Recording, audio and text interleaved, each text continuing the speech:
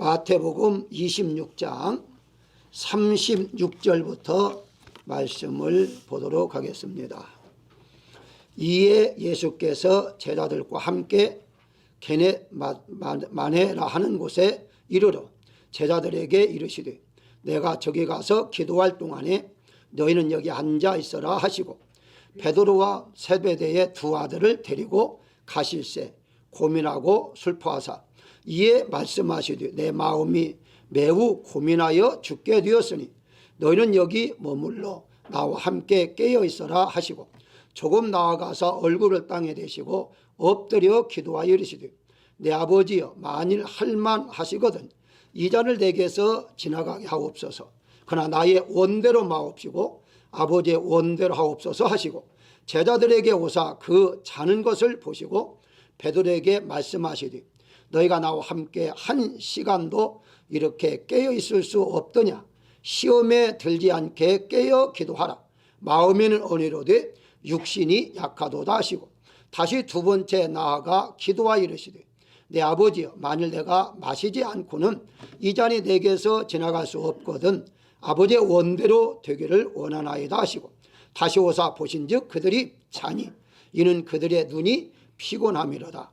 또 그들을 두시고 나아가 세 번째 같은 말씀으로 기도하신 후 이에 제자들에게 오사 이르시되 이제는 자고 쉬라. 보라 때가 가까이 왔으니 인자가 죄인의 손에 팔리느니라. 일어나라 함께 가자. 보라 나를 파는 자가 가까이 왔느니라. 아멘.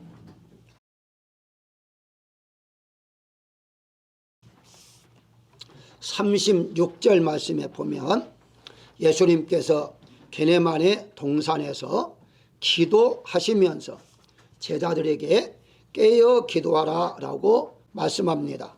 예수님은 빌립보서 2장 6절에서 하나님의 본체시나 하나님과 동등됨을 취할 것으로 여기지 아니하시고 라고 말씀하시므로 예수님은 인간의 몸을 입고 이 땅에 오신 하나님이시다 라고 분명히 말씀하고 있습니다. 자, 그런데 하나님이신데 왜 하나님께서 기도를 하셨을까요? 또 제자들에게도 기도하라 라고 말씀을 하셨을까요? 한 번 정도는 우리가 생각해 볼 필요가 있는 것입니다. 자, 예수님을 믿는다는 것은 바로 물질적인 축복을 많이 받고 건강하게 오래 사는 것 이것으로만 끝난다고 한다면 일반 종교와 똑같습니다. 우리 기독교와 다른 점이 있다면 우리는 영적 싸움을 해야 하는데 영적 싸움이란 바로 이 사단과의 싸움, 사단이 어떻게든지 우리의 믿음 생활을 하지 못하도록 가로막고 방해를 부리고 넘어뜨리려고 하는 그 사단과 우리는 싸워 이겨야 한다는 것입니다. 그러기 위해서는 기도가 필요하다라고 성경은 말하는데요. 예를 들면 예수님께서 바로 변화산에 올라가시고 이제 남은 9명의 제자들은 산 밑에 있었습니다. 그 중에 귀신 들린 아이를 데려온 아버지가 있었는데요. 제자들이 아무리 해도 귀신이 나가지 않았습니다. 전에 처음에 바로 예수님께서 권능을 주시고 귀신을 쫓아내라. 그래서 전도하면서 귀신을 쫓아냈던 경험을 가지고 있었거든요. 그리고 경험을 가지고서 물러가라 했었는데도 이 귀신이 떠나지 않습니다. 예수님 오시고 난 다음에 귀신을 이제 몰아냈죠. 그 제자들이 물었습니다. 예수님 왜 귀신이 나가지 않습니까? 라고 말했을 때에 예수님께서는 마가복음 9장 29절에 이제 물론 마태복음도 있습니다만은 한 줄이 빠져요. 밑에 읽어보면 그 내용 똑같이 나옵니다. 기도 외에 다른 것을 이룬 종류가 나갈 수가 없다라고 말합니다. 그러니까 기도를 계속 했어야 하는 건데 제자들이 기도를 계속 이어져서 하지 않았기 때문에 잠시만 예수님이 권능을 줄 때 잠시만 귀신이 나갔지 그 이후에는 귀신을 쫓아내지 못했다라고 말씀을 드릴 수 있습니다. 자, 무엇을 말합니까? 우리가 귀신 즉 사단과의 싸워서 승리하기 위해서는 기도 외에는 아무것도 없다라고 분명히 성경에서 말씀하고 있습니다. 지금은 말세이기 때문에 영적 전쟁이 더 심합니다. 이 심할 때 우리가 식리학에서 어떻게 하느냐? 바로 기도를 해야 한다는 것인데요. 자, 그렇다면 예수님께서 이 겟셋마네 동산에서 기도를 하셨는데 이 기도를 왜 여기서 하셨는가? 그리고 이 기도의 내용은 무엇인가라는 것을 통해서 우리가 한번 오늘은 은혜를 나누고자 하는데요. 가장 먼저 겟셋마네 동산에서 기도하신 이유가 무엇인가? 먼저 36절에 겟셋마네 하는 곳에 이르러 라고 말합니다. 제자들을 거기에 데려갔다는 것이죠. 자, 이것은 자주 예수님이 기도하기 위해서 가신 곳입니다. 자, 그런데 그 예수님께서 여기에 왜 기도하러 가셨을까요? 다른 데도 있습니다. 다른 산도 있어요. 근데 왜 여기에 가셨는가 하는 것입니다. 바로 이곳은 평지가 아니고 상당히 산 꼭대기에 있는 그런 이제 곳입니다. 언덕 정도가 아니고요. 이제 저도 거기에 가봤습니다만은 한참 이렇게 가파르지르는 그런 언덕이에요. 그 언덕의 산 꼭대기 정도 위에 중간 정도 있는 곳인데요. 거기까지 왜 그렇게 땀을 흘리면서 올라가시고 또 거기에서 기도를 하셨는가 하는 겁니다. 그곳에는 지금도요 만국교회가 세워져 있습니다. 예수님이 기도했던 곳에 교회를 세워놨어요. 이 겟셋마네라는 이름을 보게 되면요 아람어로 기름 짜는 틀이라는 것입니다. 기름 짜는 틀. 그러니까 그곳에는요 많은 올리브 나무가 있었어요. 올리브 나무가 있었는데 그 올리브 열매를 거기에서 가지고 내려오면 너무 힘드니까 아예 거기다가 기계를 갖다 놓고서 짜가지고 기름만 가지고 내려오는 이제 그곳이기 때문에 기름 짜는 틀들이 여기저기 많았어요. 그래서 바로 이름을 겟셋마네라 그렇게 붙이게 된 것인데요. 바로 여기에서 우리가 읽어볼 때에 올리브 나무라고 나오지 않고요. 다 감람나무로 나와 있습니다.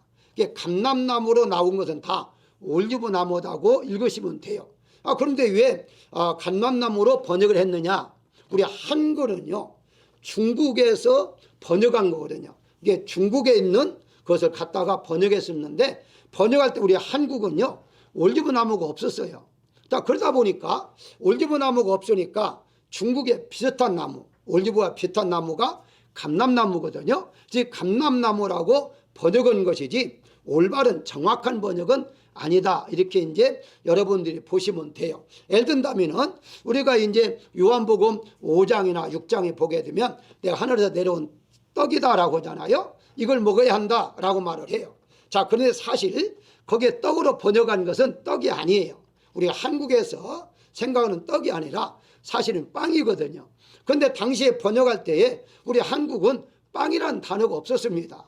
그러다 보니까 이해를 돕기 위해서 떡으로 번역한 것 뿐이다. 이렇게 여러분들이 보시면 되는 거예요. 자, 어쨌든 여기에 이제 올리브 나무가 가득 있고 이 올리브 나무의 열매를 짜는 기름 틀들이 여기저기 있는 곳에 예수님이 왜 그곳을 선택했는가 하는 겁니다. 기도를 하는 것은요. 기도를 하는 것은 바로 이 올리브 열매를 짜내듯이 그렇게 기도를 해야 한다 하는 의미로 그곳에서 기도하셨는데요. 여러분 알다시피 얼마나 예수님께서 마지막에는 기도하셨냐 하는 것은 누가복음 22장 44절을 보게 되면 기도하시니 땀이 땅에 떨어지는데 핏방울 같이 되었더라 라고 말합니다. 그러니까 핏방울이 땀과 함께 섞어서 나올 정도로 진액을 나와서 기도를 하셨다라고 성경은 말을 해요. 여러분 알다시피 이제 이 올리브 이제 버전 올리브가 첫 번째 짜는 기름 아닙니까? 가장 좋은 기름을 첫 번째 짜는 여러분들이 마켓 가면은 첫 번째 짜는 것을 버전이라고 그래요.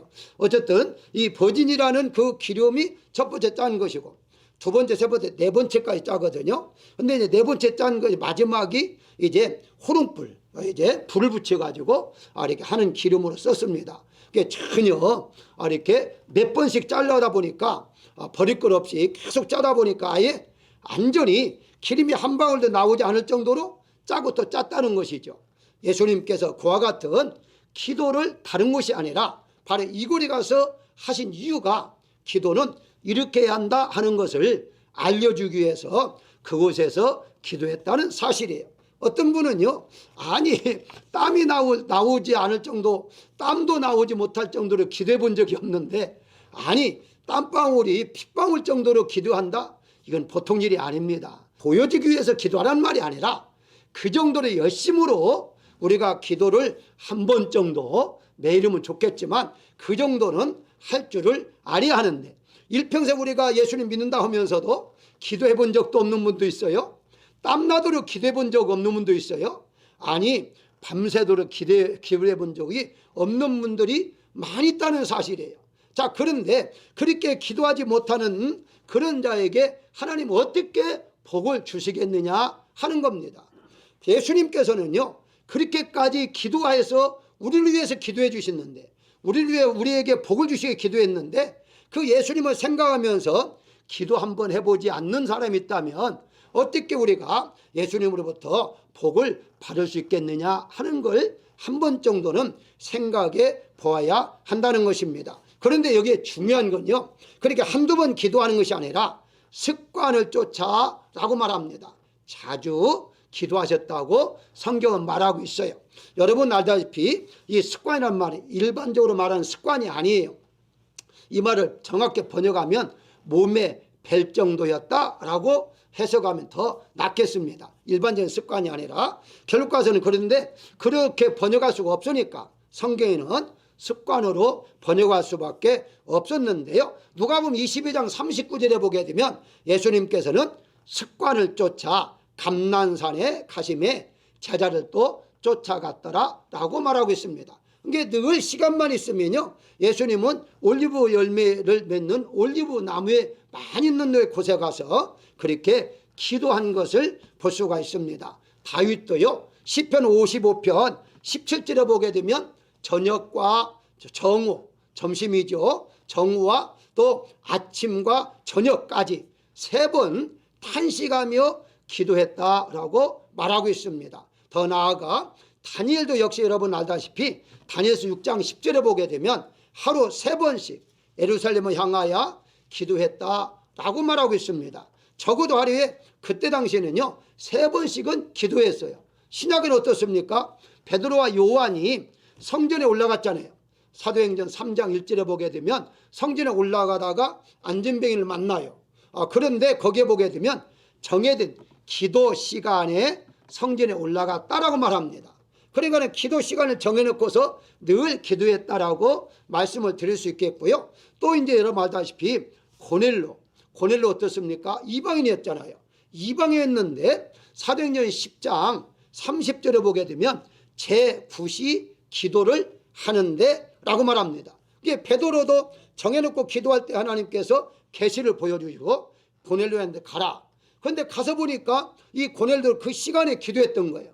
그러니까 이쪽에서는 베드로가 9시에 기도하고 제9시 오늘날마다 9시 이제 9시다 하면 됩니다. 또 이제 이 고넬료도 9시에 기도하는데 하나님 양쪽의 환상을 보여줘서 만나게 해서 이방인이지만 구원의 역사를 일으켜 주었다는 사실입니다. 사랑하는 여러분, 우리가 이와 같이 하루에 한 번이든지 2번이 관계없습니다만은 늘 기도 있지 아니하고 그렇게 몸에 기도가 배어 있어야 한다는 것이죠. 어떤 어려움이 있을 때만 하나님하고 기도하면 하나님께서 이제 어려움을 절대 빨리 해결해 주지 않습니다. 물론 첫 번, 한두 번은 하나님 해결해 줘요. 그런데 해결해 주면 또다시 기도하지 않으면 또 문제가 생기고, 그렇게 하다 보면 하나님도 나중에는 문제가 있을 때만 기도하나 보다 하나님도 아시고 문제를 해결해 주지 않아요. 왜? 기도해야 살기 때문에. 그러니까 계속해서 문제가 없으려고 한다면 그냥 아예 처음부터 기도를 하고 있으면 아예 문제가 생기지도 않을 수 있다라고 생각이 듭니다. 어쨌든 여러분들은 그냥 와서 예배 드리고 주일날이야 가서 예배 드려야지 그리고 끝나지 마시고 평일 때에도 늘 기도하는 여러분 되시기를 주의 이름으로 축원합니다. 두 번째 생각할 것은요, 예수님께서 회복을 위해서 기도를 하셨는데요, 39절을 봅니다. 나의 원대로 마옵시고 아버지의 원대로 하옵소서. 아니 아버지 원대로 해달라고 기도했는데 이 기도가 왜 회복을 위한 기도냐라고 반문할 수가 있어요. 예수님께서는요 아버지의 원대로 해달라는 말은 순종하겠습니다, 내가 이 잔을 참 내가 받기가 어렵습니다. 그러나 아버지의 뜻대로 내가 십자가에서 죽을 순종의 각오가 되었습니다 라고 말하고 있죠. 자, 이것을 이해를 하려면요, 고린도전서 15장 45절에서 잘 나와 있어요. 첫사람 아담은 생명이 되었다함과 같이 마지막 아담은 살려주는 영이 되었다라고 말하고 있어요. 예수님은요, 마지막 아담으로 인간의 몸을 입고 이 땅에 왔어요. 왜 왔을까요? 첫 번째 아담이 지은 죄를 예수님께서 다시 회복시켜주기 위해서 인간의 몸을 입고서 아담처럼 이 땅에 오셨다고 분명히 말하고 있습니다. 다시 말씀드리면 아담이 하나님의 말씀을 불순종한 것을 예수님께서 죽음까지도 순종해서 그 죄를 완전히 제거하고 회복하기 위해서 예수님께서 아버지의 원대로 하옵소서라고 말합니다. 그런데 그냥 아버지의 뜻대로 하옵소서라고 하면 되지 왜 나의 뜻, 나의 원대로 마옵소서라는 말을 넣었을까요? 이게 바로 첫 번째 아담이 하나님의 원은 뜻은 무엇이었어요? 바로 선악과를 따먹지 않는 것이었어요. 생명나무를 열매를 먹는 것이 하나님의 뜻이었어요. 그런데 자기 뜻을 이뤘잖아요. 자기의 뜻을 이뤘는데 잘 보게 되면 그것은 곧 사단의 역사를 통해서 선악과를 따먹게 됐죠. 그러니까 이 아담, 첫째 아담이 자기 원대로 선악과를 따먹은 것을 예수님은 나의 원대로 마옵소서, 나의 원은 안 죽는 것이지만 내가 이것을 죽여야 하는 것이 하나님의 뜻이기 때문에 나는 순종해서 바로 모든 죄를 다 이제 탕감받는 그런 구속의 역사를 이루겠다라고 말씀하고 있는 것입니다. 그래서 요한복음 4장 34절에서 예수님은 나를 보내신 이의 뜻을 행하여 그의 일을 온전히 이루는 것이다 라고 말하고 있습니다. 예수님 이 땅에 오신 것은요, 하나님의 뜻을 이루기 위해서 오셨다고 분명히 말씀하고 있어요. 여러분들 이 땅에 하나님이 보내신 것은요, 여러분 뜻을 이루기 위해서 보내신 게 절대 아니에요. 하나님의 뜻을 이루기 위해서 이 땅에 보냈다는 사실이에요. 그럼 어떤 사람은 그럴 거예요. 아니 내 마음대로 살지 못하고 이제 하나님 뜻대로 살다가 가는 게 무슨 재미냐 이렇게 생각할 분이 있어요. 그런데 우리가 곰곰이 생각해 보세요. 여러 가지 나에게 엄청난 유익이 있어요. 무슨 말이냐, 하나님의 뜻대로 산다는 것은 계속해서 그냥 고난당하고 고통당하고 그럼 일평생 사는 것이라는 뜻이 아니에요. 하나님을 잘 믿고 하나님 앞에 찬양하고 기도하며 영광 돌리며 살아가는 것, 그렇게 할 때 하나님께서 우리의 필요한 것들 다 제공해 줄 뿐만 아니라 내세까지 영원한 천국까지도 하나님이 약속해 주셨다는 사실이죠. 그렇기 때문에 우리가 예수 믿는 거 어려운 게 절대 아니에요. 어떤 사람이 예수 믿으면 믿어서 더 어렵다고 생각하는 분이 있어요. 그래서 교회는 잠시 예배만 드리고 오는 곳이다, 가까이면 안 된다, 사람 만나도 안 된다. 그러다 어떤 사람은요, 예배도 설교만 들으면 된다, 그러면서 설교 시간에 왔다가 설교 끝나면 축도도 안 받고 가는 분들이 이제 있는 줄 알아요. 근데 그것은 온전한 예배가 아니고요, 교회는 하나님께서 하나님을 믿게 하는 자녀들에게 그렇게 고통받으면서 어렵게 믿으라 하신 분이 아니에요. 그건 자기 생각이에요. 하나님께서는요, 하나님 우리에게 평강을 주시기 위해서 평강한 이 땅에 오셨잖아요. 내가 주는 평안은 세상이 주는 평안 같지 않다고 했잖아요. 분명히 우리에게 놀라운 복을 주시려고 하는데, 그런데도 불구하고 매일 가지고 어렵다고 생각하는 사람들이 있는데 성경은 그렇게 말하지 않았다는 사실을 우리가 알아야 한다는 것입니다. 사랑하는 여러분, 우리는 늘 기도를 할 때에 이미 예수님께서 그 놀라운 은혜 가운데 속에 우리를 위해서 회복시켜 줬잖아요. 그러니까 우리를 회복시켜 줬기 때문에 우리는 늘 그 감사하는 마음으로 에덴 동산을 회복했잖아요. 성경에 크게 동산을 두 가지만 말한다면요, 가장 에덴 동산입니다. 에덴 동산이 무엇이죠? 에덴, 기쁨이잖아요. 기쁨의 동산입니다. 그래서 낙원이라는 말이에요. 그 낙원의 동산에서 죄를 범하는 기쁨을 빼앗겼잖아요.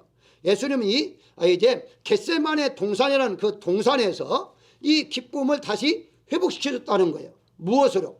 기도하고 십자가에 못 박으심으로 말미암아 하나밖에 없는 생명을 던짐으로 말미암아 잃어버렸던 기쁨을 우리가 다시 회복시켜 주셨다는 사실이에요. 그런 의미에서 우리는 정말 기도를 늘 하나님 앞에 감사하는 마음으로 해야 한다는 사실입니다. 그렇게 하나님께 은혜를 주셨는데도 늘 잊어버리고 그냥 세상적으로 살다가 겨우 주일날 와서 예배드린다고 왔다가 돌아가는 그런 마음이 아니라 늘 항상 이제 분초마다까지도 주님을 생각하며 우리가 살아가야 할 것입니다. 그래서 아침, 점심, 저녁으로 우리가 음식을 먹는 것처럼 음식 먹을 때는 시간이 되면 먹잖아요. 우리가 기도도 늘 배고플 줄 알아야 해요. 기도 안 하면 갈급할 줄 알아야 해요. 어떤 사람은 1년 내내 기도하지 않아도 배고픈 줄 몰라요. 왜 그럴까요? 병 걸려서 그래요. 병 걸리면 배고픈 줄 몰라요. 영적으로 우리가 기도 못하면요 갈급한 마음이 씨어요. 요즘 내가 기도 안 했더니 마음이 답답하다. 기도했더니 뭔가 그래. 그러면서 늘 기도가 배고플 정도, 기도를 갈급할 정도의 그런 심령을 가지고 사는 것이 살아있는 자다. 이렇게 말씀을 드릴 수가 있는데요. 사랑하는 여러분, 오늘 이제 본문에 39절에 보게 되면 이렇게 말합니다. 얼굴을 땅에 대시고 엎드려 기도하셨다라고 말씀하고 있어요. 하나님의 뜻만 이루어지도록 맡기는 기도다라고 볼 수가 있어요. 당시에는요 종교 지도자들 알지 않습니까? 종교제 누가복음 18장 11절에 보게 되면 바리새인들은 서서 따로 기도했다라고 말을 해요. 당시에는요 서서 기도하는 것이 많았어요. 그런데 예수님은 서서 기도하지 아니하시고 땅에 얼굴을 대고 기도하셨다는 말은 완전히 낮아졌다, 완전히 순종했다라고 지금 말하고 있는 것입니다. 우리는 엎드린다는 거, 다시 말씀드리면 기도한다는 것은요 우리가 순종한다는 말이요. 순종한다는 것은 잃어버렸던 축복을 다시 받는 거다라고 보시면 됩니다. 그래서 기도의 결론은 뭐냐? 축복으로 이어지는 거예요. 기도하면 기도하는 만큼 우리는 축복을 받을 수가 있는 것이고, 기도하지 아니하면 받은 축복도 빼앗길 수밖에 없으며 이미 받았다 할지라도 내 것이 아니에요. 왜? 하나님이 보정해 준 것이 아니기 때문입니다. 그래서 어느 것이든지 우리는 늘 기도를 빠지지 말아야 한다. 그러니까 크고 작음이 중요하지 않다는 걸 제가 말씀을 드리는 거예요. 작게 할 때도 있고 크게 할 때도 있고 그건 관계가 없어요. 중요한 것은 어디든지 기도하자는 거예요. 언제든지 기도하자는 거예요. 왜냐하면 하나님과 나와 사이는요 영적인 관계는 기도로 맺어져 있기 때문에 기도 없는 건 영적인 교제가 없는 거다, 이렇게 볼 수가 있는 거예요. 뭐 음식을 먹으면 식당에서 기도하면 창피하다고 해서 이제 눈을 감으면서 이제 수저를 들자마자 눈 뜨고 아멘 이렇게 한다는 사람이 있다는데요. 아니 창피할 게 뭐 있겠습니까? 그냥 기도하는 거죠. 그게 기도했다 옆에 사람이 무슨 말 합니까? 그렇지 않거든요. 어떤 식당은요 믿는 사람은요 기도하잖아요. 그러면 또 은근히 와서 그래요.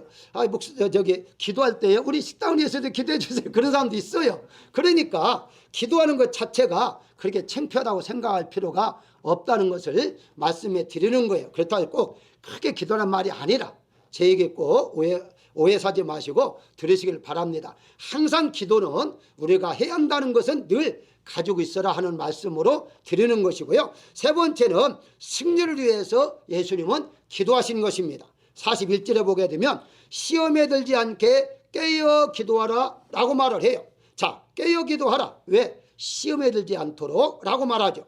기도하는 이유를 여러 가지 있지만 그중에 한 가지가 승리하라는 거예요. 믿음의 승리란 이기는 것을 의미하잖아요. 그래서 계시록 7개 교회를 보십시오. 다 빠지지 않고 공통적으로 말하는 것이 이기는 자에게 7교회 모두가 다 이기는 자에게 상을 주신다고 말씀하고 있어요.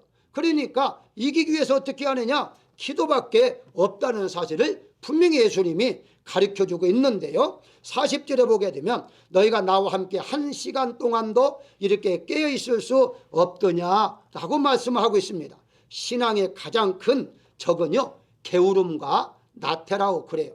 자꾸 미루고 게으름 피는 거. 마음에는 계속해서 감동이 와요. 이제 기도하자, 기도해야지 이렇게 하는데 내일부터 시작하자 이런 분들이 덜어 있거든요. 흔히 이런 말들 하잖아요.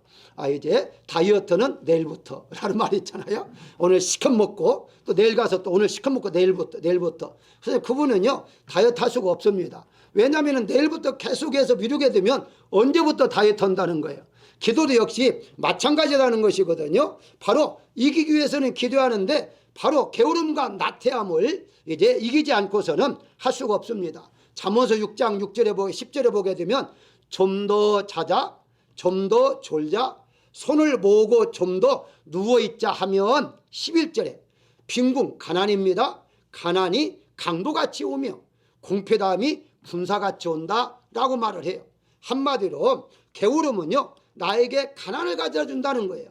잘 살려고 하나님께서 이 세상에 보냈는데 바로 게으름 때문에 우리가 잘 살지 못하는 것은 하나님의 뜻이 아니다라고 말씀을 드릴 수가 있어요. 여기 졸고 있는 제자들에게 41절에 마음은 어느로되 육신이 약하도다 라고 그래요. 그러니까 이 구절 가지고 앓다, 이제 나는 늘 기도하고 싶은데 육신이 약해서 기도 못해, 이런 분이 있거든요. 왜냐하면 예수님 말씀하셨잖아요. 근데 이 말씀이 그렇게 해석해서는 절대 안 돼요. 왜 그런 줄 아세요? 제자들에게 한 말이에요. 제자들 중에서 질병 있는 사람이 있었습니까? 제자 중에서 건강이 안 좋은 사람이 있었어요? 아니에요. 다 건강했어요. 그런데 육신이 약하다는 말은요, 내가 질병 때문에 혹은 나이가 들어서 이제 몸이 약하다는 뜻이 아니에요. 지금 현재 여기에서 말하는 것은. 그러니까 만약에 여러분들이 나이가 들어서 몸이 약하다, 질병 때문에 내가 도저히 기도할 수가 없다, 이런 분은 제외해도 돼요. 관계 하나 아세요. 제자들은 그런 사람들이 아니라 육신이 약하다는 무슨 말이냐, 내 힘으로는 기도하기가 어렵다라는 말이에요. 그러니까 아직까지 이 제자들이 성령 충만은 받지 못한 상태잖아요. 그래서 이 제자들이 나중에 사도행전에서 성령 충만 받고 난 다음에 가장 먼저 한 일이 뭐였어요?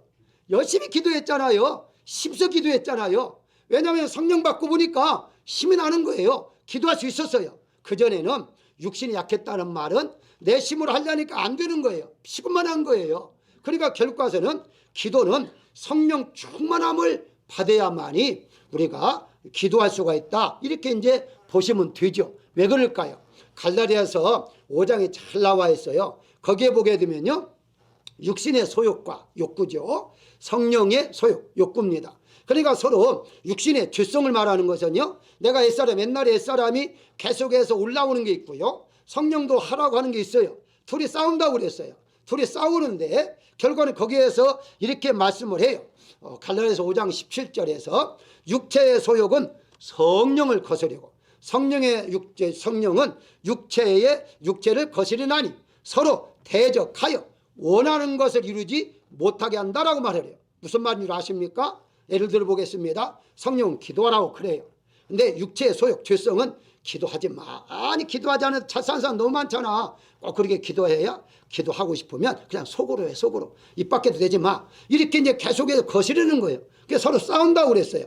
원하는 것을 못하게 한다. 그러니까 성령은 성령대로 하도록 하는데 이 육신이 하지 못하게 하는 것이고, 또 육신이 하려고 하는데 또 성령도 또 대적해서 그렇게 살면 안 돼. 기도해야 해. 엎드려야 해. 이게 서로 싸운다는 거예요. 결국 무슨 말이냐? 성령 충만하게 되면요, 바로 성령의 힘을 받아서 육신이 원하는 것을 이겨나갈 수 있다고 분명히 말씀하고 있는 것입니다. 그래서 우리가 기도하려고 할 때에 마음에 내일부터자 이런 생각이 들면요, 사탄을 물러가라고 물리치면서 그 자리에서 바로 기도해야만 됩니다. 하나님, 내가 시간 없습니다. 1분만 기도합니다. 꼭 기도하고 일어나는 거예요. 1분이 2분이 되고 2분이 3분이 되는 거예요. 그렇게 시작을 하는 것이지, 이제까지 기도 안 했는데 뭐 또 새삼스럽게 기도해, 이렇게 해서는 안 돼요. 어떤 분이 기도를 열심히 첫 번 했는데요, 뭐 이렇게 기도하다 보면 안 될 때가 있잖아요. 그런데 계속 아버지 하니까 옆에서 그랬어요. 이제 지혜로운 집사님이 예수님 이름으로 해, 예수님 이름으로 해버려요. 그렇게 해가지고 예수님의 이름. 그러니까 이분은 아버지하고 이제 더 할 말이 없으니까 끝나서 앉았는데 다들 눈 안 뜨니까 다시 일어나가지고 또 아버지하고 또 이제 끝나고 또 앉아서 그게 몇 번 반복하니까 옆에 있는 집사님이 예수님 이름으로 기도했다고 해. 그래가지고 안 되니까 옆에 집사님이 해줬어요. 예수님 이름으로 기도합니다. 그래서 다 같이 아멘 하고 끝날 때 제가 목회할 때 그런 일이 있었다니까요. 그랬는데요, 그렇게 예수님의 이름이 무엇인지를 모르는 분이요, 나중에 엄청 기도를 잘하세요. 다 기도하면 은혜 받았다고 해요. 왜 그랬을까요? 그때 창피를 당해가지고요, 기도했다는 거예요. 하나님 기도의 문을 좀 열어주세요 하고 막 기도하니까 하나님 기도의 문을 열어주는데 생각나지 않았던 거지 막 생각나더라는 거예요. 기도는 생각나게 기도하는 거거든요. 어쨌든 사랑하는 여러분들, 기도는요 승리하기 위해서. 무슨 승리? 사단이 틈타지 않도록 나의 믿음을 빼앗아가려고 하는 사단을 물리치기 위해서 우리는 기도를 해야 한다는 사실입니다. 그래서 우리가 열심히 기도해서 정말 우리가 가지고 있는 믿음을 빼앗기지 아니해야 한다는 것이고, 마지막에 반복하시면서 기도를 하셨는데요, 44절에 동일한 말씀으로 기도하신 후라고 말합니다. 동일하게 기도했다는 건데 이 말은 반복했다는 말이거든요. 어떤 분들은요, 이제 계속해 똑같은 기도를 하면 중언부언하는 기도다 해서 이제 그 중언부언을 하지 말라고 했다고 그런 기도하면 안 된다는 거예요. 그러면서 어떤 목사님이 세미나 하면서 이렇게까지 말하더라고요.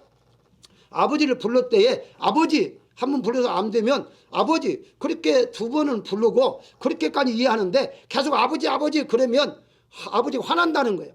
왜 그렇게 자꾸 부르냐고 화를 낸다는 거예요.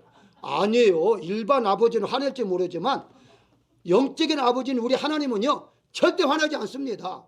왜 화를 내게 해서 자꾸 부르는데 좋아하죠. 자꾸 부르는데 어쨌든 우리가 이 중언부언이라는 말을 여러분들이 꼭 아셔야 해요. 그럼 중언부언이 무엇이냐 알아야 하잖아요. 만약에 그게 똑같은 것이 중언부언이라면요, 예수님께 가르친 기도가 무슨 기도예요? 주기도문이에요. 예수님이 이렇게 기도하라라고 가르쳐준 기도가 주기도문이잖아요. 주기도문은 계속 우리가 계속 반복하잖아요. 똑같이 반복하잖아요. 만약에 틀리면 틀렸다고 하잖아요. 그건 중언부언이잖아요. 한 번만 이제 주기도문 해야지 왜 계속 매일 또 예배 드릴 때마다 기도해요? 아니잖아요. 그러니까 중언부언이라는 말이 무엇이나 우리가 확실히 알아야 하는 것인데, 그러기 위해서는요 위에를 쭉 거슬러 올라가서 읽어보면 돼요. 왜 이런 말씀 하셨는가에 대해서 읽어보게 되면요 거기에 잘 나와 있습니다. 어쨌든 중언부언이라는 것은요 이 이방인들의 기도라고 하잖아요. 이방인들의 기도다 분명히 말하고 있어요. 마태복음 6장 6절에 보게 되면 기도할 때는 내 골방에서 기도하라. 그러니까 기도는 골방에서 해야 한다 이렇게 말하고 있는데요, 쭉 내려가서 보게 되면요 바로 이방인들이 기도하는 거다라고 분명히 성경에 말하고 있어요. 그러면 이방인들이 기도는 뭔가를 알아야 하잖아요. 그 이방인들이 기도하려면 또다시 엘리야가 말했던 열왕기상 18장으로 가시면 돼요. 그 대결합니다. 이방인들의 그 거짓 선지자가 대결하잖아요. 그때에 간단히 설명합니다. 이들이 이렇게 말을 해요. 송아지를 잡은 건 다 똑같아요. 근데 거기에 보게 되면요 아침부터 막 정오까지 막 기도를 했어요. 근데도 응답이 없었어요. 근데 규례를 따라 라는 말을 해요. 규례를 따라. 그들의 규례를 따라 했는데 정확하게 열왕기상 18장 28절에 나옵니다. 그들의 규례를 따라 라고 해요. 규례가 뭡니까? 영어로 말하면 매뉴얼이에요. 매뉴얼. 적힌 대로 순서대로예요. 그러면 순서가 뭐였느냐? 가장 먼저 첫 번째가 제물을 드려요. 그거 잘 나와요. 읽어보시면 두 번째가 신에게 이제 간청을 해요. 기도하는 거예요. 아침부터 낮까지 했는데 응답이 없었어요. 세 번째, 제단 두 변을 뛰어다녀요. 막 뛰어다니면 막 돌아요. 우리는 돌 필요가 없어요. 왜 이렇게 자꾸 돕니까? 돌 필요가 없이 그냥 기도해도 하나님은 어디니 계시니까 응답 주신 하나님이시니까. 그러고 난 다음에 마지막 한 일이 있어요. 그게 뭔지 아십니까? 그렇게도 응답 없을 때는 자기 몸을 칼과 창으로 찔러가지고 피를 내는 거예요. 그러다가 죽는 사람도 있어요. 그게 이들의 매뉴얼이에요. 그대로 따랐다고 해요. 이것이 바로 이방인들의 이제 중언부언이다 라고 말해요. 그럼 중언부언은 무엇이냐? 의미 없는 것이라는 거예요. 의미 없는 뜻. 의미 없이 말하는 거, 의미 없이 말하는 거, 뜻이 없는 거예요. 그러니까 그것이 중언부언이에요. 결과적으로 우리는 어떠세요? 하나님께 기도할 때에 의미 없이 기도합니까? 아니잖아요. 정확하게 나 이렇게 필요합니다. 이렇게 해주세요. 정확하잖아요. 그걸 계속 100번 해도 관계없어요. 응답 줄 때도 관계없어요. 성경에 끝까지 기도라 하잖아요. 부르짖으라 하잖아요. 우리는 주님이 응답할 때까지 기도를 해야 한다는 것입니다. 결론의 말씀이 오늘 제가 이렇게 목소리를 높여서 기도해야 한다고 제가 열변을 토한 이유가 있습니다. 지금 시대야말로 말세라고 하잖아요. 이 말세에 사는 우리가 이 전염병을 통해서 우리가 못 느꼈습니까? 말세에는 이런 일들이 너무 많이 일어난다고 그랬어요. 그러면 이런 일이 있을 때에 지금 예수님 오실 날이 됐나 보다 생각하면서 이런 걸 뭐 피하고 백신을 맞냐 안 맞네 이게 지금 논쟁거리가 아니라 이럴 때일수록 우리는 정신 차리고 하나님 더 잘 믿어야겠구나 라는 마음을 가지고 더 기도를 해야 하는데 이제 목사님들의 말 들어보니까 이 팬데믹을 통해서 교인들이 많이 교회를 떠났다고 그래요. 그것도 믿음도 약해졌다고 그래요. 기도도 다 약해져 갖고 이제 기도 시간에 나오지 않는 사람이 많다는 거예요. 여러분, 왜 이렇게 됐을까요? 그게 바로 사단의 역사예요. 사단이 우리의 믿음을 앗아가고 빼앗아가기 위한 작전임을 우리가 알아야 한다는 거예요. 이것이 바로 이제 전염병뿐만 아닙니다. 앞으로 지진도나 여러 가지 이제 맞세는 많이 일어난다고 했어요. 그럴 때마다 내 살기 위해서 움츠린다 보세요. 그러면 믿음이 어디 가버려요? 믿음이 없어지면요, 우리는 영원한 하늘나라에 갈 수가 없다는 사실이거든요. 그래서 우리는 바로 이와 같이 기도를 크게 한다든가 작게 한다든가 이게 지금 핵심이 아니에요. 우리가 병원 가면요, 병원에서 이제 다쳐서 실려온 사람 중에서 막 아프다고 소리 지르는 사람도 있어요. 어떤 사람은 조용한 사람도 있어요. 그 환자에 따라 달라지는 것처럼 우리가 기도할 때를 크게 할 수도 있어요. 길게 할 수도 있어요. 짧게 할 수도 있어요. 그게 중요한 것이 아니라 이때에 정말 기도를 회복해야 한다. 우리가 신앙을 회복해야 한다. 이럴수록 더 하나님 앞에 나오고 하나님께 매달리고 하나님께 기도해야만이 언제 오실지는 모르지만 주님을 맞이할 수가 있을 거고, 또 주님이 오시기 전에는 우리에게 이미 약속하신 모든 것들을 하나님께서 허락해 주신다는 사실을 우리가 알아야 할 것입니다. 사랑하는 여러분, 이제 코로나로 인해서 너무 어렵게 생각하지 마시고 이때일수록 더 기도하시기를 주의 이름으로 축원합니다.